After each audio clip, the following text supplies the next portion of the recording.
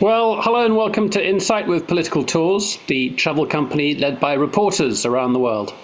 Our next guest is a true Derry girl. Leona O'Neill grew up in the 1980s and 1990s in Londonderry, Northern Ireland. Surrounded by the conflict, she became a reporter and one of the most respected in the region, gaining a reputation in particular for her coverage of dissident groups.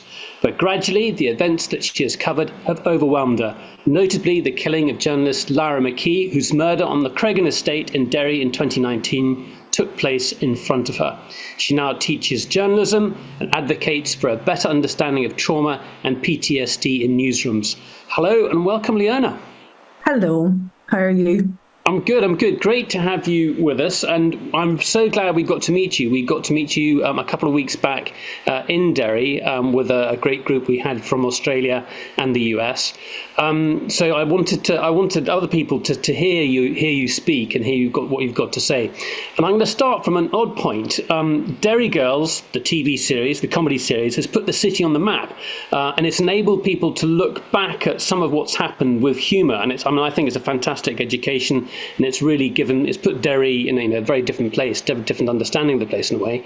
But I want to talk a bit about your childhood and perhaps contrast it with, I basically want to know what it was really like to grow up in Derry. And I guess my first question is, at what point did you realise that the place you lived in was different?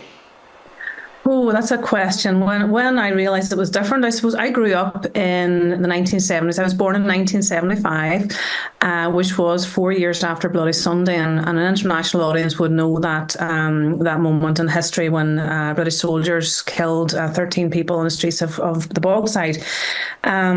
So that cast a long shadow over my childhood. Everybody talked about it. Everybody knew about it. It was, I was born in the years just after that happened.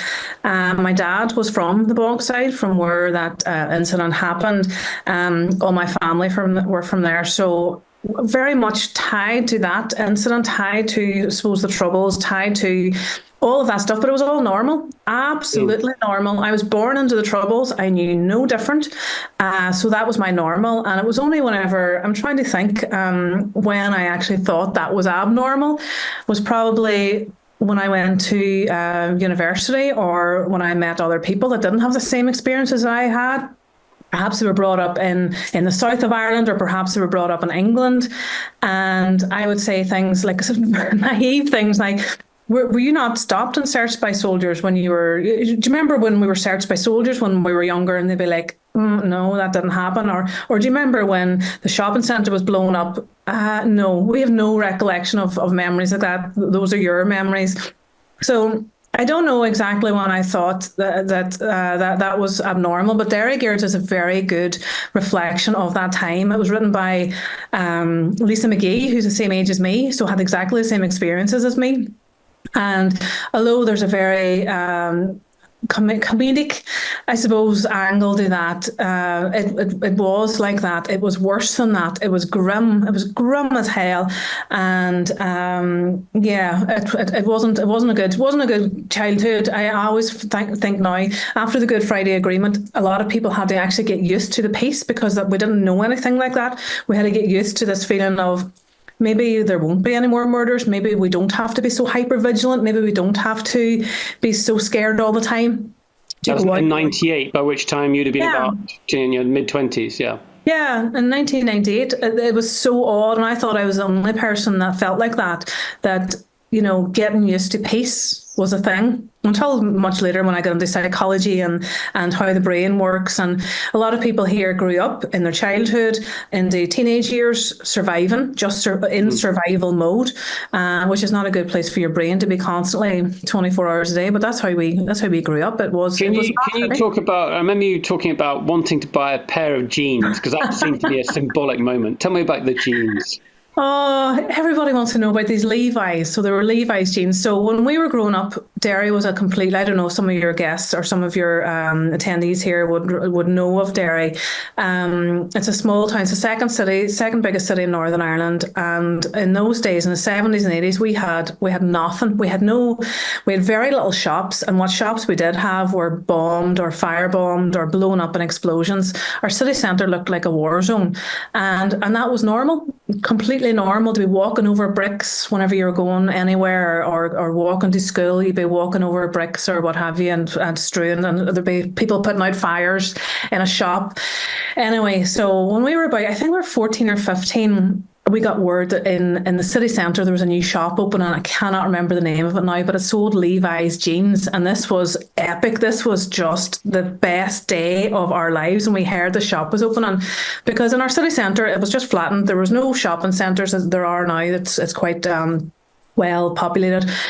But this shop, this was just, it was a mecca. It was I don't know, sent by the gods. They were selling Levi's jeans. So myself and my friends, we had no money back then. We babysat, we washed cars, we cleaned gardens, we gathered up enough money, I think it was £32 or something, to buy one pair of Levi's jeans. And it was between actually four of us. We were going to take turns wearing it. But this was a massive moment. And the day came anyway. The shop had been open 3 or 4 weeks, and we were so excited. We'd saved up the money. We walked down the street and we turned the corner, and the shop was on fire. The shop was just, the IRA had firebombed it, and the shop was on fire. So therefore, all the Levi's jeans were also on fire. And I just remember my friends and I standing outside it, and I think someone cried, and I think I just went, because you don't expect much when you're growing up in Northern Ireland. You expect things to go wrong. You expect things to not go your way. You get used to not having any hope, but it was just another thing. It was another kind of thing that they were battered with. And I know it was just Levi's jeans, and there were people being killed, and it was awful times, but it was just that childhood hope, that kind of, you dreamt about having a pair of jeans. It wasn't that, you weren't dreaming big. You didn't have these big aspirations. You just wanted to have something nice, and even that burnt to the ground. So that was a big moment. But for some people, I mean, some people clearly committed to politics and, a sort of national cause and, go with that. But for many people, they've gone on to other lives, and life's very, very different. But you chose to focus on the causes of things around you. You wanted to know more. I mean, yeah. I'm guessing that's why. I mean, why did you become a journalist? So my father was a history teacher in Strabane, a Strabane school. Strabane's just a town just up the road from us. He was a high school teacher there, taught history. And the thing about my dad, he was in the civil rights movement, which was a very peaceful movement who took to the streets. They marched for equality for Catholics and Protestants, for votes.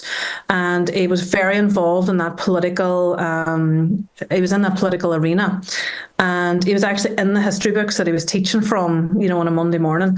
And he was very interested in the news. So when I was a little girl, I would be sitting in our living room. My dad would be glued to the TV, because this was the 70s and things were happening every single day.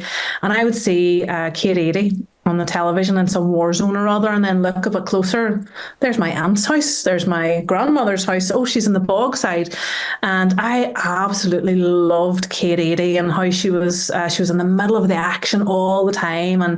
And the war zone was just up the street from us. So I suppose there was that too, but I wanted to do what she did. I wanted to give a voice to the voiceless and be in the middle of things and have a front seat to history, so that then you can report it, so that the world can know the stories from this place. And she told the stories from this place very well. So yeah, I got into that, and it's a funny thing with journalism, yourself. It's a hunger, it's an addiction. It's it's like a drug. Once you get your teeth into it, or once it gets its teeth into you, rather, it's very hard to get away from that. And I loved it. I'm an adrenaline junkie. I was anyway, but and I ran towards danger. I just loved it, and I wanted all the information. I wanted all the details. I wanted to make that sort of story, get all the bits of the story myself and put it out there. So, and I also love people, and I love telling stories and telling their stories. So that's really how. And you were good at it, weren't you? I mean, you basically worked for the top newspapers in Northern Ireland, and then you also worked internationally. As when correspondents came in, they'd come to you. Yeah, I worked for the Irish News, and I have some of my front pages behind me here, but a small selection of them. I worked for the Belfast Telegraph. I still am a field producer for Al Jazeera, for Vice, for CBC, ABC, all the international worldwide news organisations. I'm the field producer. They come here and they know that I'm the person that can gather the story for them and gather the people and gather the sources and form a really good story. So I've been doing that. I have been a journalist for 25 years. Whenever my kids were younger, I got out of the news, the hard news, and went into kind of magazines. But it was all still telling stories, and that's just what I love. I love that forming the words. I love talking to people and gathering their story and hearing almost seeing the lights light up, the sparks light up, and then I can see it in my head. I can see headlines and I can see the way that it flows. And I love putting it all together. And but I've covered some really tragic stories also. And it does have an impact on you, I think, when you're covering that type of stuff. I first met you the year Lyra McKee was killed. I met you in 2019. Actually, I met you a few months after that had happened. Yeah. And I didn't know what was happening to you at the time. I didn't understand what was happening to you at the time. But I knew you as the top reporter in the region, the person who really, really knew about dissident groups and basically organised crime gangs in that area. Well, mate, I don't want you to rehearse what happened there and then, but I do want to know what impact it had on you. So you were in the Creggan Estate. There was some kind of riot, and we know that Lyra McKee was shot dead by a group that calls itself the New IRA. You were there on the spot. The bullets have whistled past your head, and sadly, she died there, right in front of you. And it's the aftermath of that. I mean, you continued to report on after that that day. You had to keep on going. Yeah. Can you just talk a bit about that process there and then as you tried to continue reporting? Yeah, I suppose I was reporting. I went home that night and sat outside my house. Whenever you're a reporter, it's very difficult. You put up an emotional barrier in front of yourself so that things don't land on you. But that incident, when she was lying on the ground there, people would imagine that somebody, a reporter, would film it or would record it. I put my phone down and I phoned an ambulance, and I was a human being in that instance. And I tried to help, and my friend and I tried to help, but it was so shocking and so brutal and so horrific. There's something just shook me to my core. And I remember sitting outside my house that night, and I couldn't go inside. I couldn't go in and see my family because they were all lying asleep. And I almost didn't come home to them. It could have been a completely different story. But I couldn't let that barrier down. I let that reporter's barrier down. I would have to face my family. So I put it up. I kept it up. I kept it up for 8 or 9 months, actually. But I went out to report the next day. Al Jazeera landed the next day, and I had to go back to the scene that had happened. And I was a complete zombie at that stage. I was on autopilot. I didn't know where I was going or what I was doing. And a reporter landed with me, and a cameraman that I know very well. And he was like, "You need to go home." And I was like, "No, I'm fine. I'm fine." So I interviewed people, and I did I was just on autopilot for days. And it was funny whenever that the reporter was with me for 5 days, so it was kind of intense. You're with each other for the entire 5 days, morning, noon, and night. And I watched back that report 6 or 7 months after, and I don't remember the reporter. I have no recollection of them whatsoever, or the people we talked to. I was so far gone. I was in shock, just complete shock. But a couple of days later, the paper I was working for said, "Listen, you need to take some time off." And I was like, no, I want to cover the funeral. I want to put closure on this. I want to follow the story the whole way through, because I was in reporter mode, and that's what you have to do. You're strong, you're resilient, you can't let anything affect you. But it did affect me, and I remember, having to be strong and sitting at that poor girl Lyra's funeral, and her coffin in front of me, and her family there totally distraught. And I remember just starting to sob. And I was in the press pack, and it's not the done. Cried since it actually happened. I couldn't cry. I couldn't feel anything. I was totally numb, and I remember apologising to the reporter sitting next, I'm so sorry for that. And it was really quite telling. And I can only just think back on that time now and think that was not normal. That's not a normal thing to do.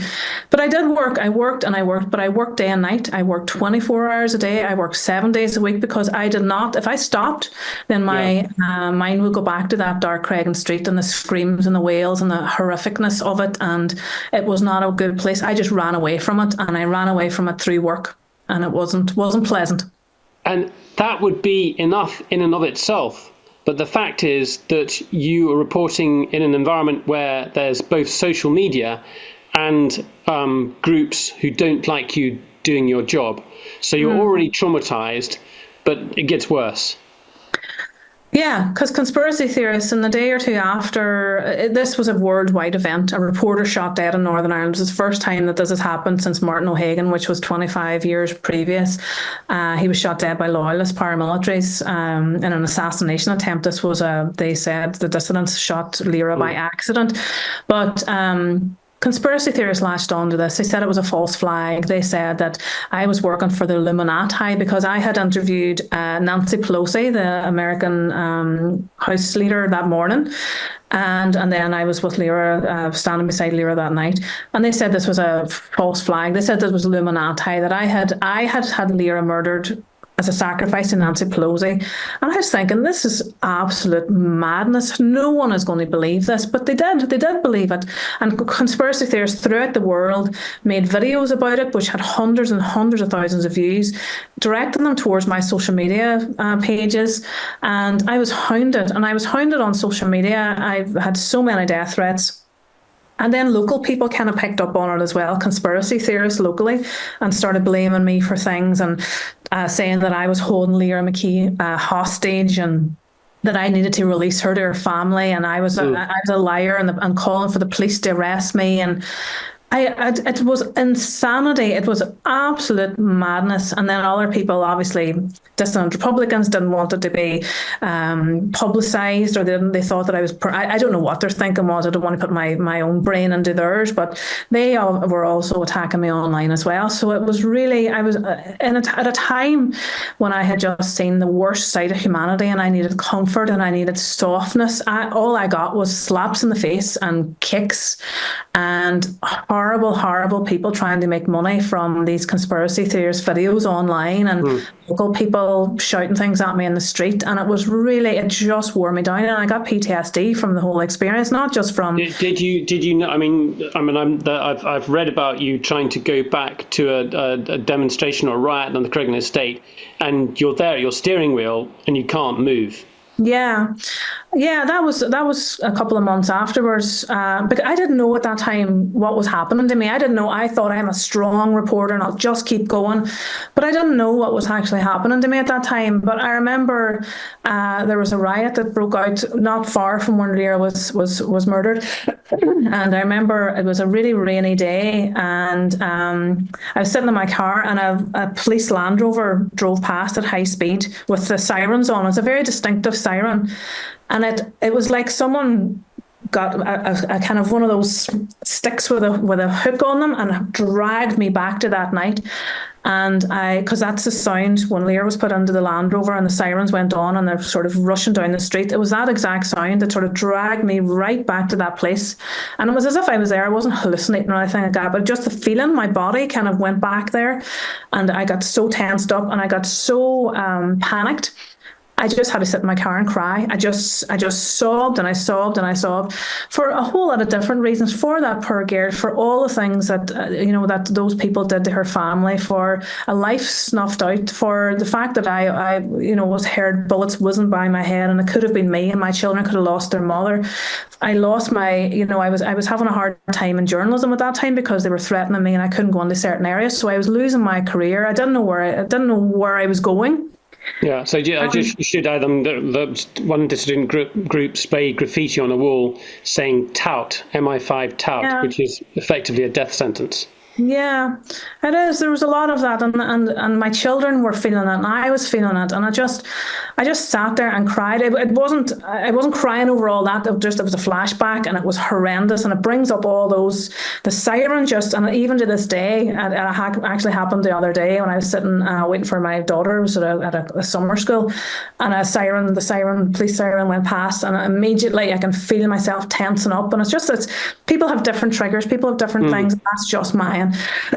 So yeah, it was the worst time of my life, and I'm still kind of, still wrestling with it a little. I'm hoping I'm coming out the other side of it, but literally it was the most awful experience of my entire life. I'll say a funny thing. I was struck by, for me, a trigger used to be fireworks. Yeah. And if you're in a conflict, sometimes like heavy caliber gunfire, the sound goes through you. The vibration of the gunfire goes through you. And so for me, fireworks were sometimes a pretty, why are we watching this? This is just awful. This is just, violent. But the last fireworks I saw were at the Maritime Festival in Derry. And they were glorious. They were beautiful. They were absolutely stunning. They looked absolutely amazing. So it was a sort of, for me, it was a bit of a turnabout. I'm so glad that you're able to turn that story around. Yeah, this is it. That's lovely. Yeah. So when did you... you obviously were seeking help, but at what point you quit full-time reporting? When did you obviously realised that was happening to you? But when did it become more than that? Because this is something you focus on. Yeah, I suppose I ran away from my trauma for almost a year, and I don't know if you remember COVID. Do you remember COVID? I do. Vaguely. Yeah, and do you remember Boris Johnson came on the television and said we were going to lock down? A couple of days before that, I had been in the south of Ireland making complaints about a man who said he was going to come to my house and attack me and my children, and he was actually raising money on GoFundMe pages or whatever. Not GoFundMe, sorry, it was like a funding page, one of those online funding pages, not GoFundMe. To buy weapons to attack my home. And I was in the south, and on the way back from there, my husband and I were discussing moving house. I need to get out of Northern Ireland. I cannot. It was the first time that I admitted it. Right, I'm going to stand here now and I'm going to admit that this is impacting me. We're going to move house. We're going to move to Donegal. We're going to move to wherever. At that stage, my house was under threat by several different people. And the police were doing, they would drive past my house for safety and security and stuff. And then Boris Johnson, we were moving, we were leaving, and that was it. And Boris Johnson came on television that night and said, "Listen, everybody's locking down, nobody's going anywhere," or whatever. 2 days later, everybody just has to. So that was a thing, and I actually got COVID. I suspected COVID because there were no tests in them, but I got really sick, and I had to isolate for 2 weeks in a house that was under threat. We couldn't go anywhere. And I had to sit and I had to face what happened. I had to face all the stuff. There was no running out the news stories. There was no running away from it. There was no distractions. I had to sit in a room by myself, and that was horrific. It was absolutely horrific. That things that I had to kind of think about and the things that I had to deal with and process. And that's when I knew, listen, I need help here. This is not a good thing. And you couldn't get any doctors also at that time. And I reached out to some journalism charities and said, please help me. I don't know what to do here. There's no visible pathway. And some of the journalism charities put me in touch with this fantastic online counsellor, and I spoke with her, Naomi, and I spoke with her for a year, on and off every week, and just talking therapy, and we talked through it, and it still didn't take away what I wanted. This is impossible. What I wanted was someone to reach into my head and take away all those horrible, horrible memories that were keeping me awake at night, all the nightmares, all that type of stuff. And that's just impossible. So I went to Naomi counselling for a year, and then I thought I was cured and it was fabulous and all this type of stuff. But it's not, because anniversaries come up, because you see people in the street and they remind you of things. Or what really got me was about a year or so after, they had a march. CERU had a march. Those are the dissident Republicans. That's a political wing of this new IRA. And they had a march in my city. And it's their city too, but it's my city. They marched through my streets with masks on, and people stood at the side of the road and clapped them. And I thought, what is that? Why would you stand and clap for a group that murdered someone, that destroyed so many people's lives? And that really got me, and that kind of, that really tipped me over the edge again. And I went back and I did CBT, which is cognitive behavioral therapy, and that really helped me. And I did that for around 6 months, and that helped too. But it's a thing when you're living in a small city like Derry and you're covering that beat, and there's no escape. And there's also no escape from the story of Lyra McKee as well, because there's documentaries about her, there's court cases, or you're seeing people in the street, or you're seeing people in the supermarket, or they're constant reminders. It's not like perhaps someone losing their life and only their family remember them. This was a worldwide event, so it was difficult to run away from. And but apart from that, I couldn't go out as a reporter. I couldn't go out into certain areas in my city and cover things properly. So I was losing money. I got into a lot of debt because of that as well. My life totally imploded. And I was for several years lecturing in a local university in English, and a job came up there, and I really did. I was torn about it. I didn't want to walk away from journalism. I loved this job. I've been dreaming about this since I was a 5-year-old, sitting on my daddy's knee in front of Kate 80, watching, her in the Bogside. And I dreamt this was my dream, and I had got myself, I was very established. I was working for all these top news companies all over the world. And I had to rip myself away from that. And I applied for the job in the university, and I got it. And it's a great job. And I love leading the next generation of journalists into the field. But it does sometimes jar with me that I sacrificed so much for something. Something was thrust upon me, and because of it, I lost so much. And that really does annoy me sometimes. I think journalism is really an identity in the way that a religion is, or like a sectarian identity. Journalism is actually a fixed thing within you, and I don't think you ever lose it. It's always there. I'll come back in a second. I mean, because I find it astonishing when you go up to the walls of Derry and you look down on the Bogside. You said, "Is this it? This place is tiny. How does this place have such a hold on history, such a hold on politics around the world?" And it's absurd in some way. But I do want to come back to that and why it still continues to do it. And I think in many ways people are not aware of that. But just sticking with PTSD, you are doing work in newsrooms. So what are you doing there? Yeah, so I wrote a book. I've always found writing very therapeutic, and I started writing my own journey.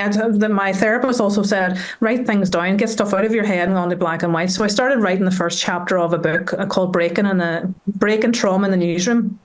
I think it's somewhere behind me there. I don't know if it's somewhere there. And I gathered together stories of 16 or 17 other journalists who were breaking the news and who the news was breaking them.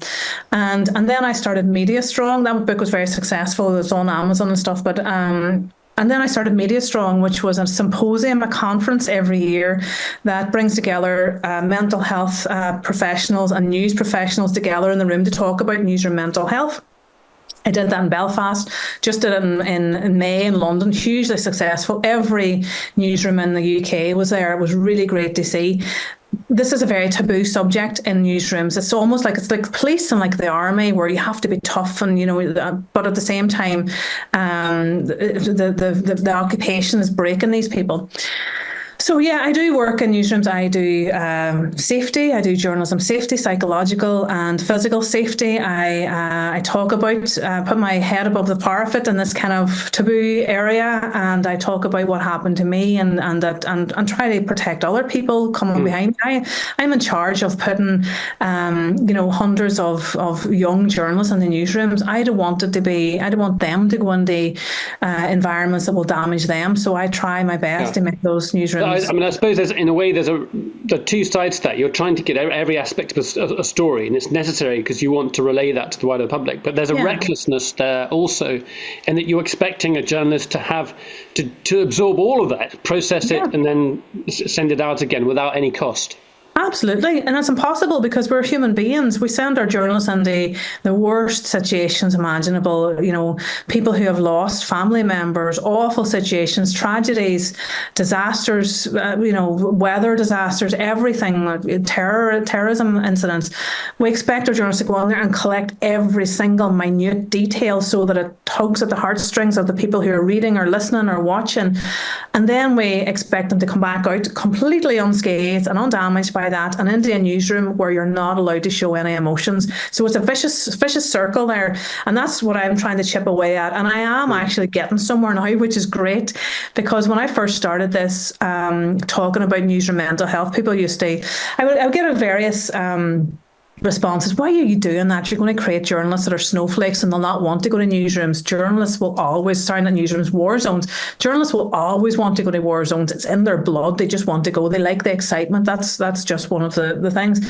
But we can't protect them. There's no harm in protecting them. Or someone once said to me, I don't believe in mental health.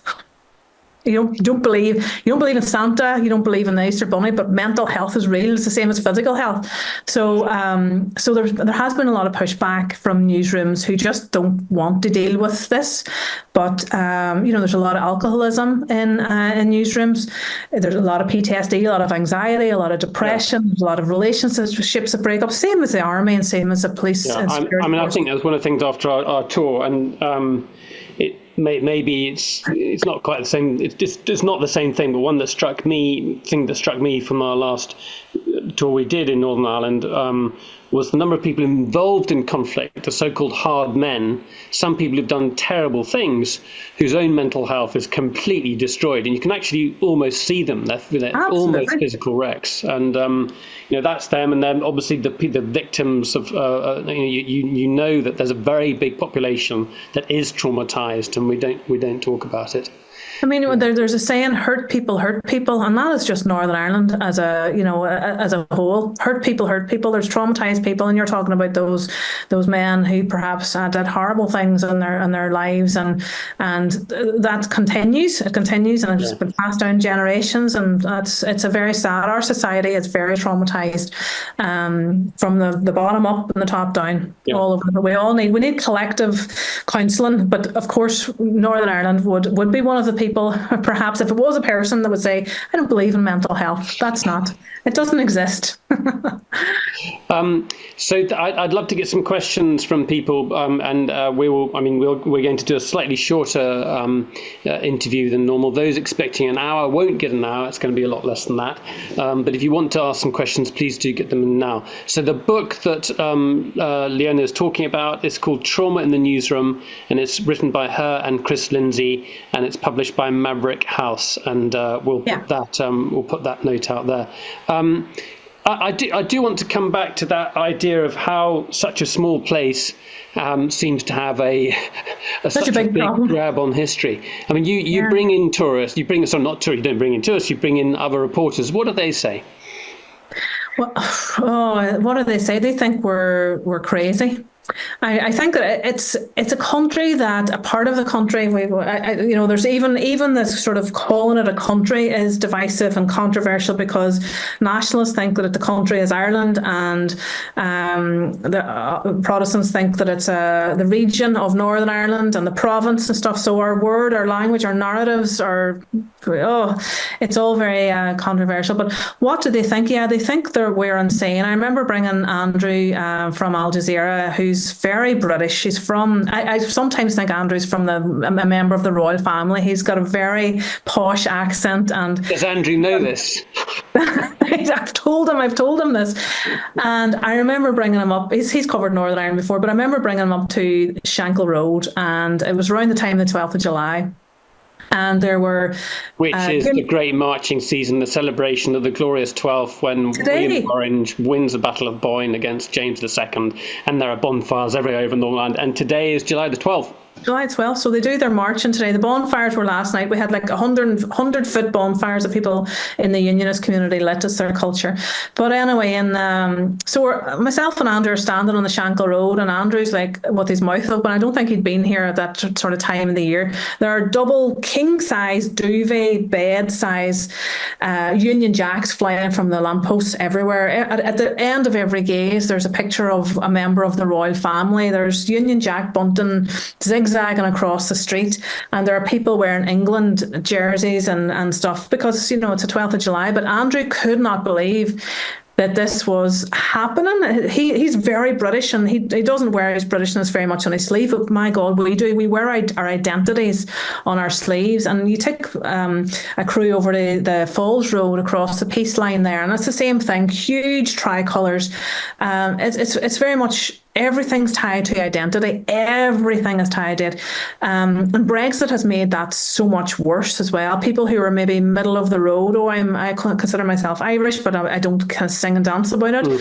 Were very colourful in their claiming of their identity from that moment forward. And it drove wedges between us. But bringing people over here, they think we're insane. And I don't blame them, because sometimes I look back, I'm from here, and I look at like some of the things that last night they were burning bonfires, but they were also burning effigies of politicians, and they were writing signs saying all Tigs are targets, all Catholics, that's all Catholics are targets, threatening politicians, putting effigies of our first female First Minister there, burning an effigy of her. And this is all normal.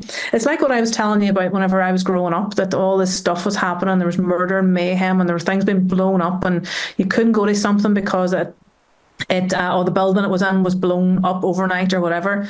We're still in that kind of phase now where all this hatred and vitriol and wearing our colours so vibrantly and loudly is completely normal. And people looking from the outside in, oftentimes it's Vice or American, and they come in here and they think their minds are blown by this.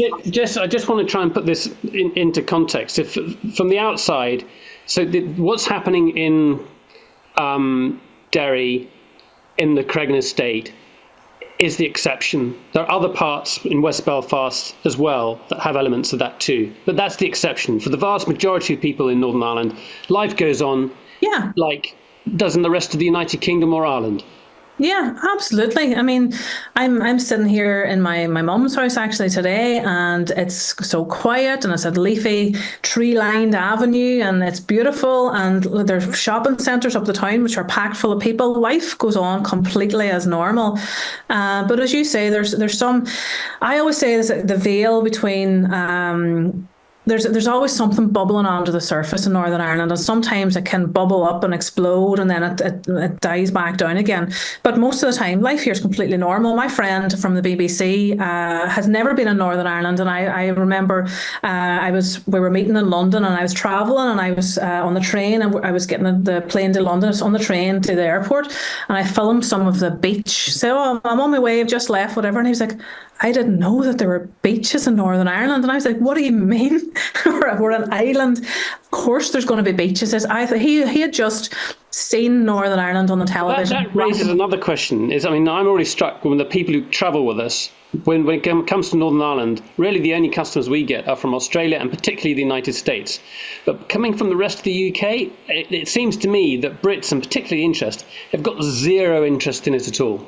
They don't, because we're just a wee small place in the world, and we have such a big opinion of ourselves that we think that we should matter to everybody, and that our problems and our quirks, look at what happens in Westminster and on the world stage. We think our quirks and our problems should matter to other people. Of course they don't. Other people have their own problems to deal with, and they don't give two damns about us here in Northern Ireland, and neither should they, because we're this wee small corner of the world, small but with big problems at times, and we always seem to have problems, and people are probably just fed up with that as well. But it's a quirky place, but it's a beautiful place. It's absolutely gorgeous, and the people are amazing, and the food is amazing, and the drink is amazing, and the hospitality is amazing.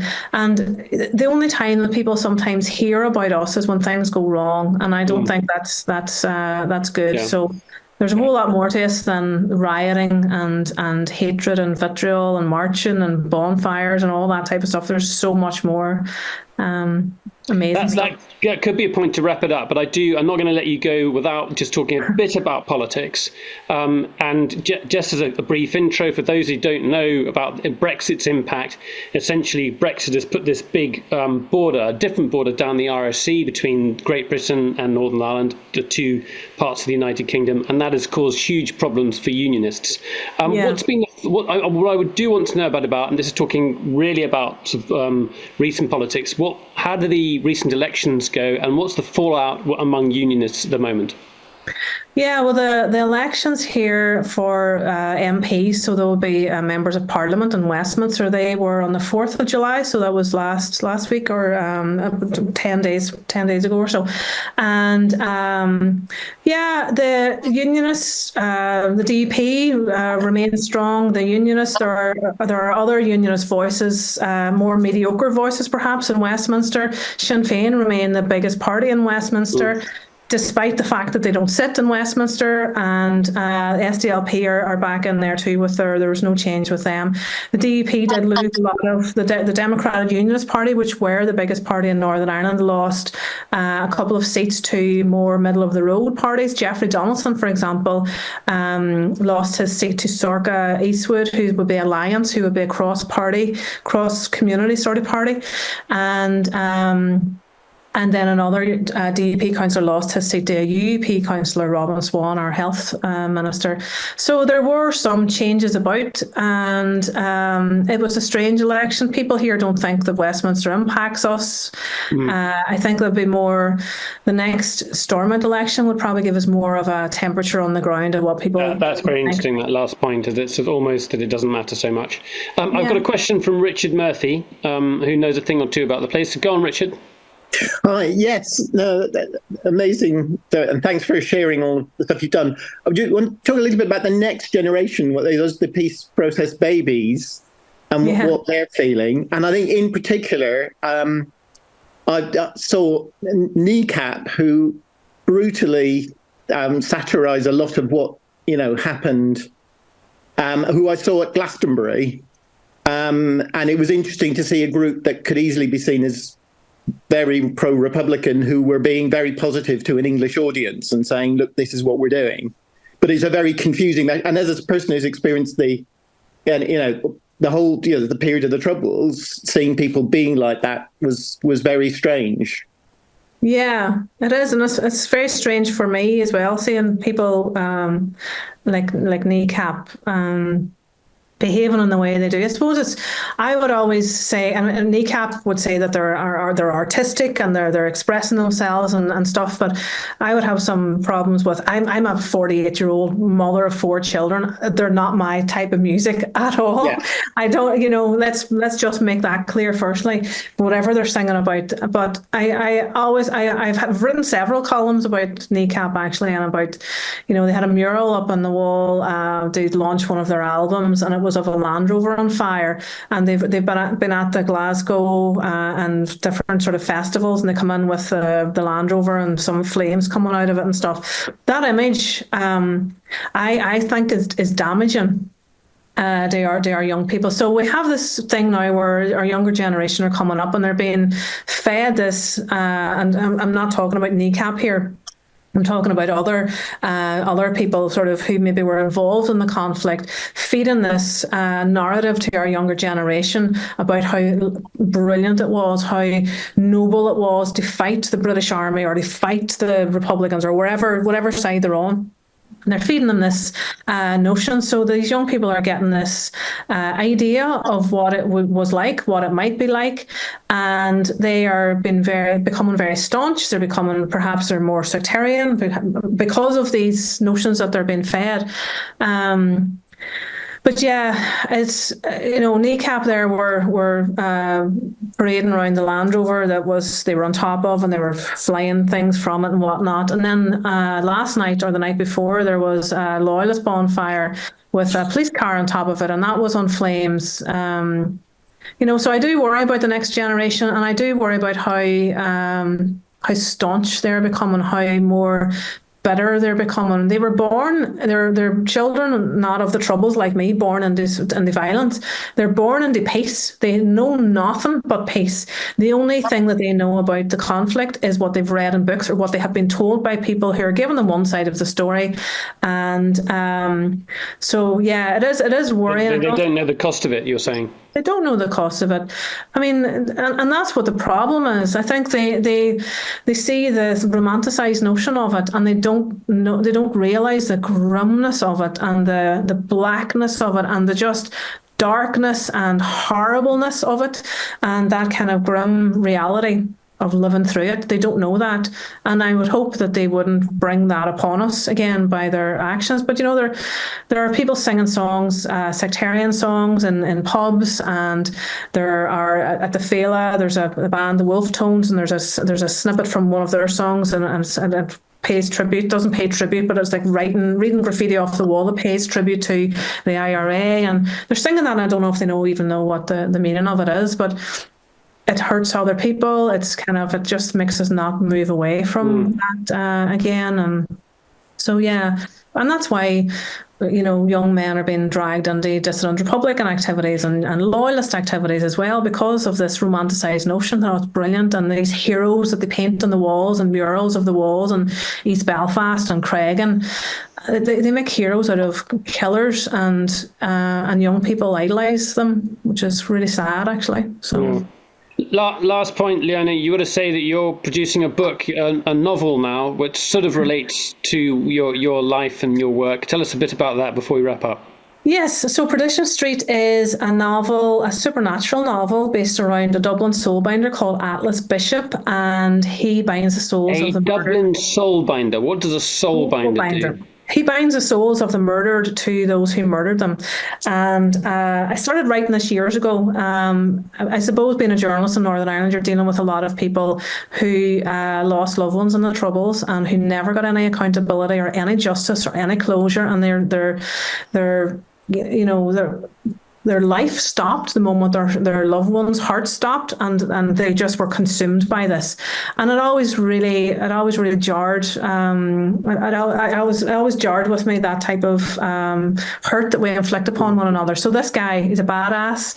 He is kind of like he goes around. He makes bad people pay. If you've murdered someone, he's going to bind. It's this kind of relic that has been given by the Vatican.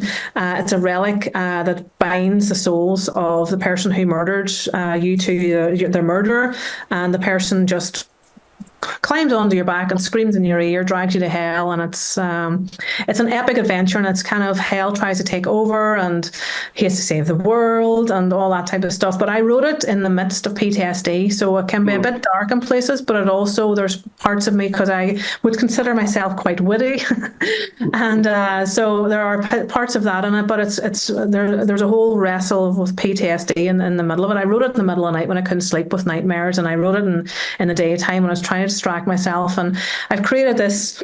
I always say that I was that whole experience really broke me, that whole experience of what happened, and I created this character that was just going around making bad people pay, and he's quite violent, and he enjoys the violence too, which is kind of quite strange. But I created this strong badass character when I was totally weak and broken, and it was kind of, there's some kind of symbolic stuff there. But say the name again. Say the name of the book. Perdition Street. Perdition Street. Perdition Street. And it's out in September with Quill and Crow in America, but it's available to pre-order now on Amazon. So get thee to Amazon and order Perdition Street. Great. Leona O'Neill, it's been a real privilege. Really, really, I mean that. Just to hear about your life, your sort of thoughts and insights into all of that. I hope as many people get to hear as possible and read your books. Thank you very much indeed for your time. Thank you so much. Thanks for listening. Thank you.